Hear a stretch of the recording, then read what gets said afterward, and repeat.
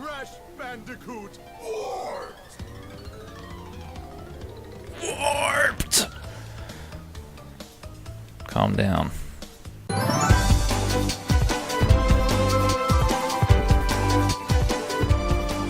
Hey, what's up? Welcome back to the weekend. Welcome back to GamePlaysNow for Crash Bandicoot 3 Warped. As you can tell by my voice, I'm considerably better than I was last week when I was battling illness.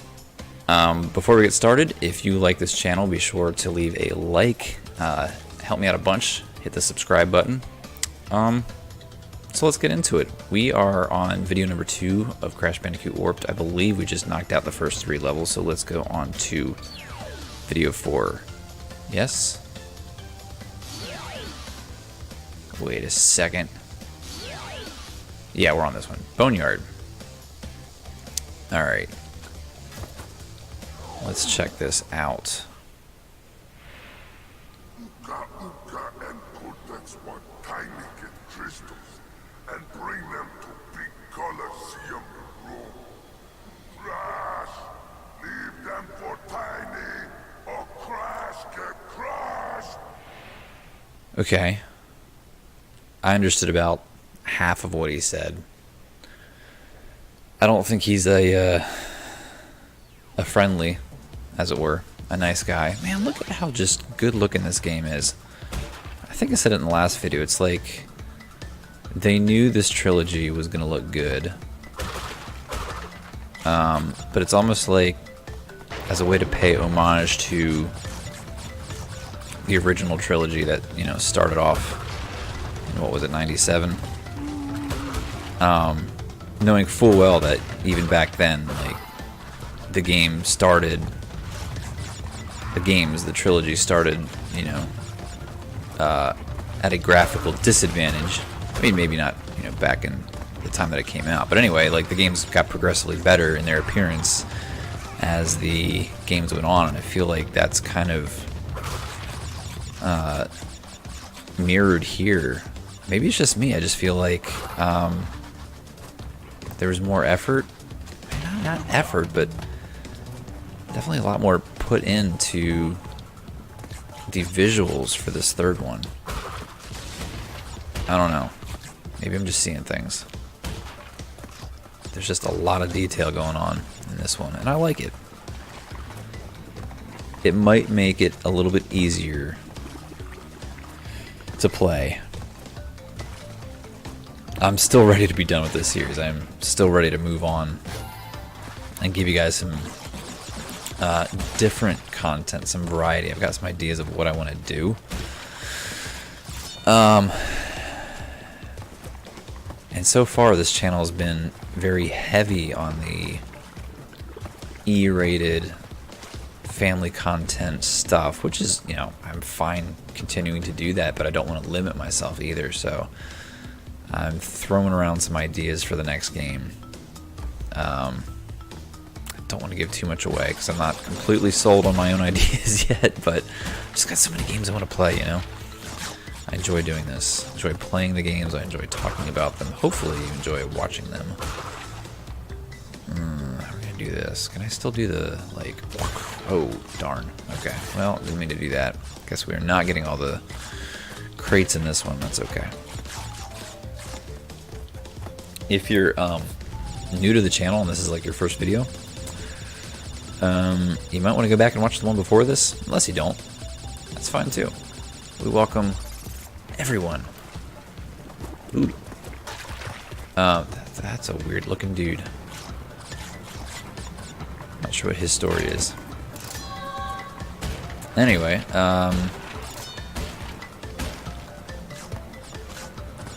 we have been playing through the entire series of the Crash Bandicoot HD remake, the Insane Trilogy. Committed right from the beginning that I was going to start these games and finish these games, and like a third of the way through the second one I was like, I shouldn't have done this. But that's okay. What I like about these games is you go through the grueling, like, back half of the game, and then you start up the next one, and it's like, alright, this is not that hard. Ooh, I say that, but I'm probably gonna die. By that dino. There goes that. I don't know why I'm bothering for the crates, because I'm not going to get a 100%. That looks like that dinosaur is taking care of... Ooh. Taking care of the crates for us. Alright, we've got a few lives, so not too worried. And look at the reflection on the water of Crash when he runs through. That's just... I appreciate that. I know we're not all players really care too much about that, but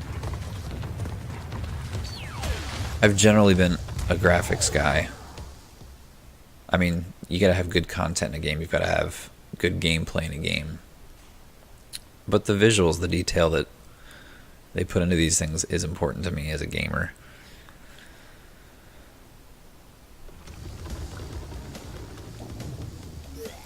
I wish there was like a visual indicator on the little hubs, like if you've beaten it. I mean, I know I've beaten these ones. And I guess it's defined by the crystals, by the Crash icon. Wow, we didn't get much at all on that one. That's okay. We're going to go right on to level 5, which I assume is going to be a boss level, but I don't know. Oh, it's the sister again. Usually the last level of a world means boss fight, but I don't know. I don't have really many or any R for accelerate. I can do air tricks. This is cool. I don't remember any of this. Ooh, okay, we're missing crates. That's okay. We can't jump, which might be a good thing. Just like, just didn't seem very challenging yet. I wonder if part of the reason I don't remember playing this or these levels for Crash 3 is just because it looks so different. I could definitely like picture myself playing this on the original PlayStation.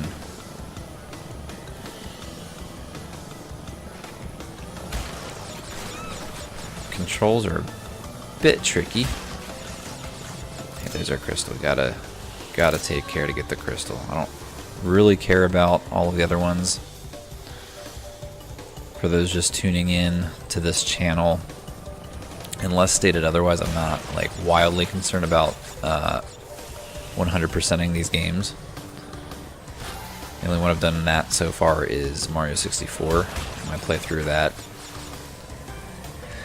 And by some people's standards, I didn't even 100% that game. I knew that was coming. Like, for Mario 64, when I think 100%, I think getting all 120 stars. I know that's not the case for some more of the hardcore gamers out there who would say that 100%ing Mario 64 is, getting all the stars and the coins. That's commendable, that's respectable, but that's not for me. Alright, these bombs are a pain in my rear. The controls don't really help either.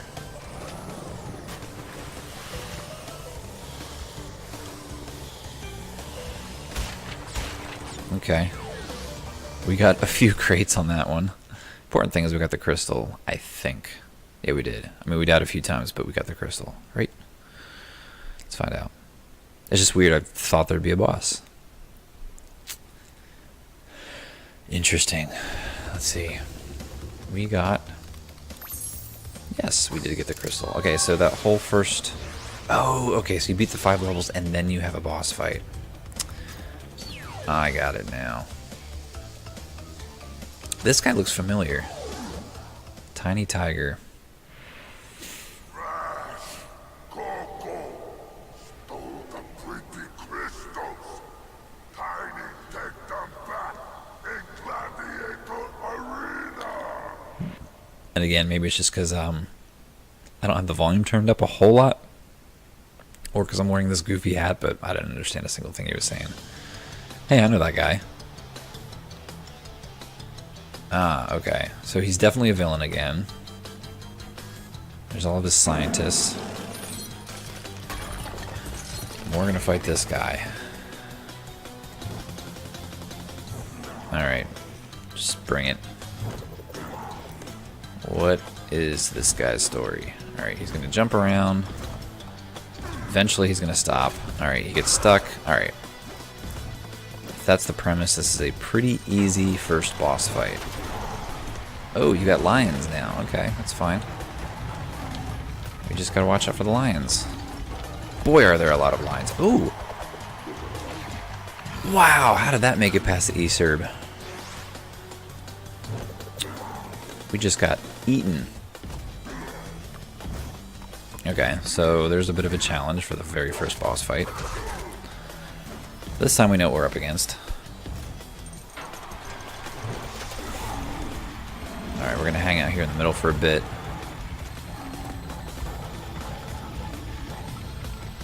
Alright, cool. Better, better, better, better. So he just lands wherever you go. As long as you keep moving, no big deal.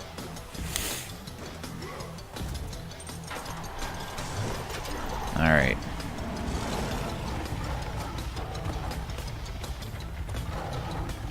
Paying close attention. There we go, not so bad. Not so bad.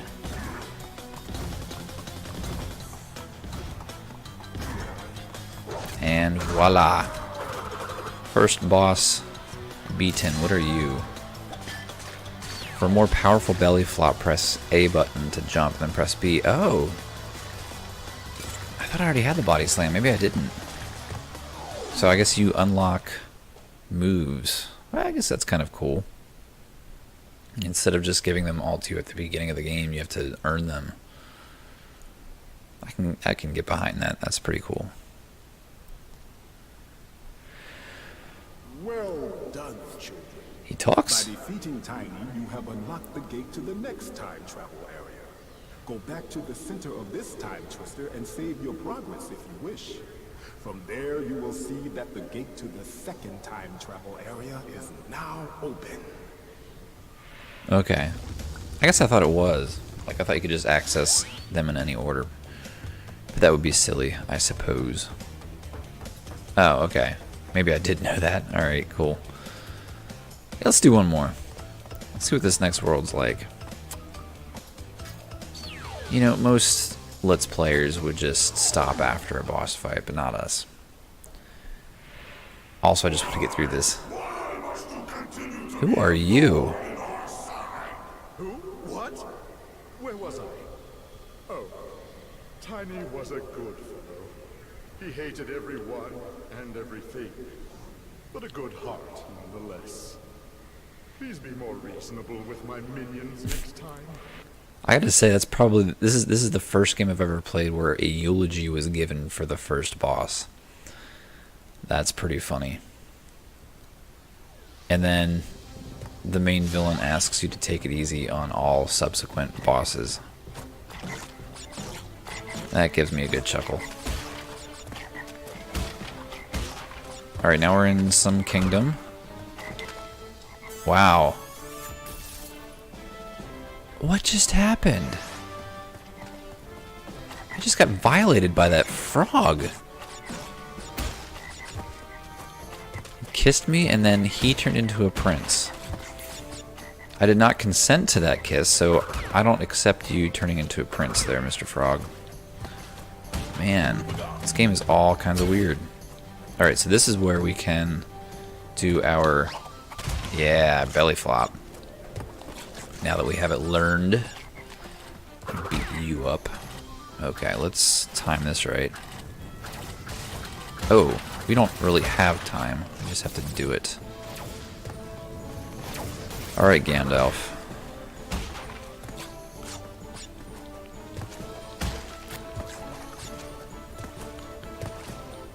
Get up there.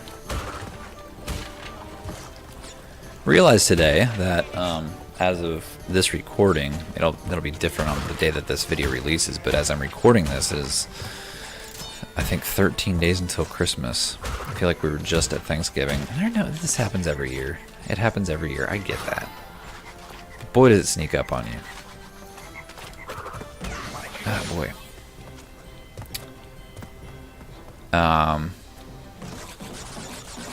I do, in the context of games, that I do definitely miss Christmas as a kid, because as an adult, you can more or less buy games when you want them, as you want them, because hopefully as an adult you have an income and every now and then can treat yourself to a game, but it does kind of take away from the, there it is again, it does kind of take away from the excitement of Christmas morning.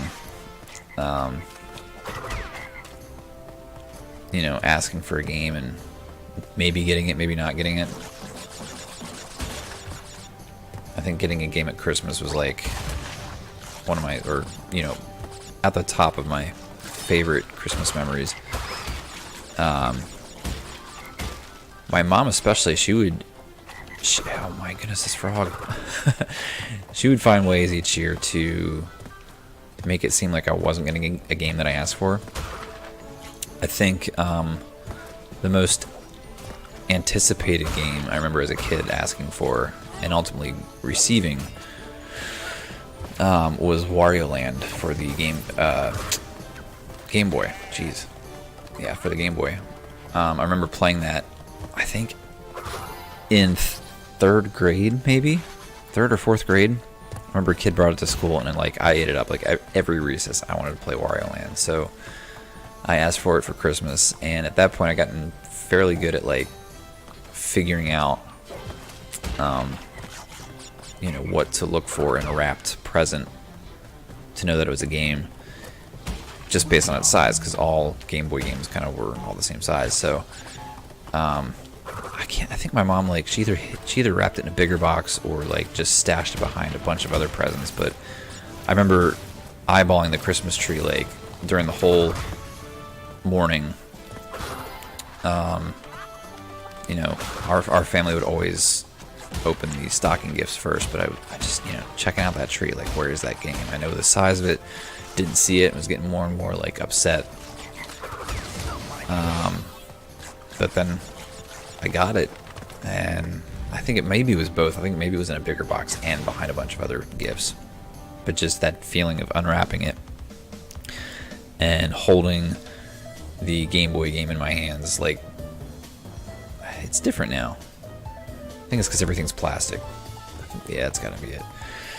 But holding that cardboard box in your hands, seeing the artwork on the back, and it doesn't hold the same magical feeling as it did then.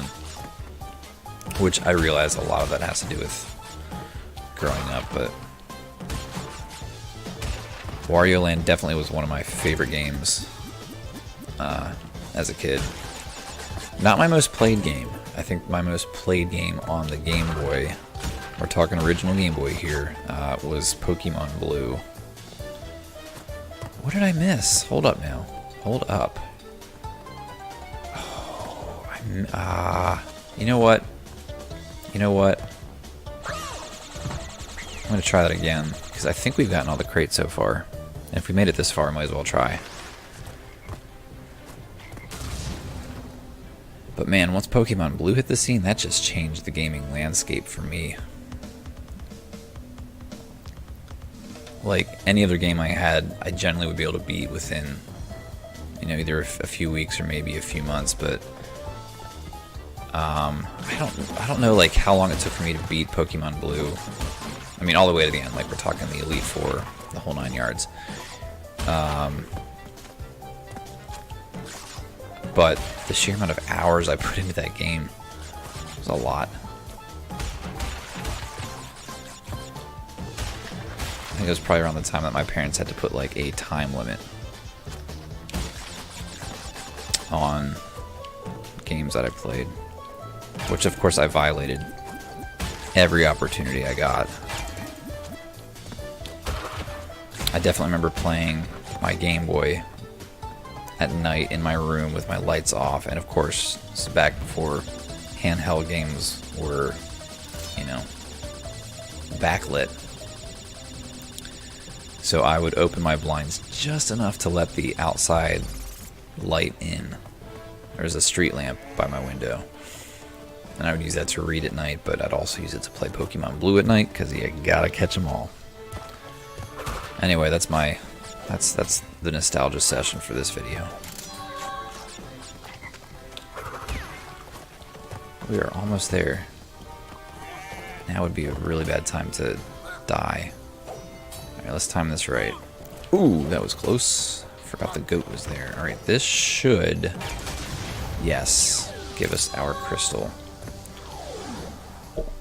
And I think that's going to do it for us. It's 4 levels in a boss fight, I think is what we just did. Not too bad.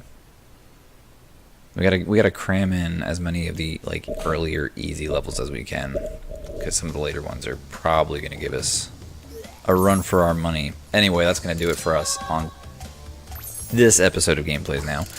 Tune in every Friday at 5 Eastern Standard Time for new content. Check out our Facebook page, which is in the description below.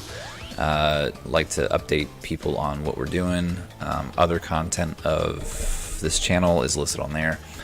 Be sure to check out our other videos. I am struggling to my words. I'm tired. I'm sorry. Just deal with it.